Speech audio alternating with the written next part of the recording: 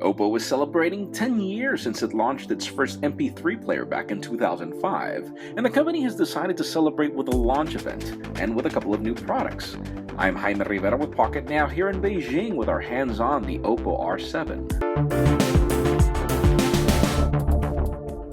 Oppo's R lineup has always been about defying the boundaries of design, just like in the case of the Oppo R5, which was crowned thinnest smartphone of the world last year, at least for a short period of time.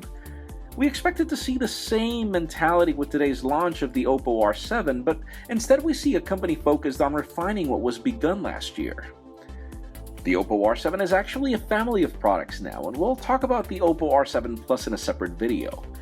The R7 is actually the more traditional and convenient product, up to the extent of sporting a smaller 5-inch 1080p AMOLED display when compared to its predecessor, and using less clock speed, now down to 1.5 GHz, on the same Snapdragon 615 processor that we saw in last year's model.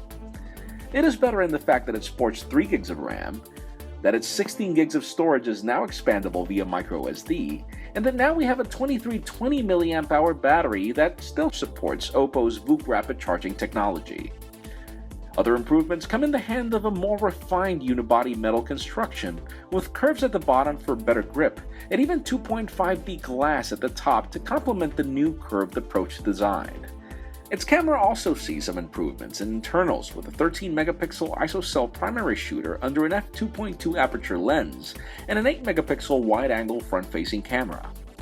Oppo also claims to have spent significant time improving the camera experience with new faster focus technologies, among other features.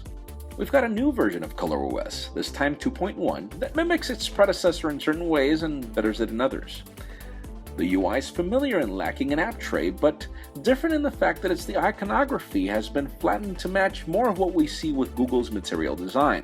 But speaking of Material Design, one major caveat of this OS is that it's still powered by Android 4.4.4 KitKat at launch, and where we'll see its larger sibling launching with the same ColorOS 2.1 but based on Android 5.1 Lollipop. So far, our experience with the new Oppo R7 has been quite positive.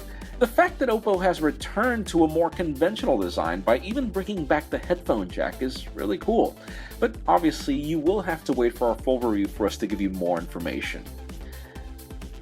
Just keep in mind we've got more coverage coming from Beijing from Oppo's launch event, so make sure you follow us on social media, subscribe to our YouTube channel as well, and you can follow me on Twitter, Jaime_Rivera. Please give this video a thumbs up if you like what you saw. I am Jaime Rivera, thank you very much for watching. We'll see you on more videos.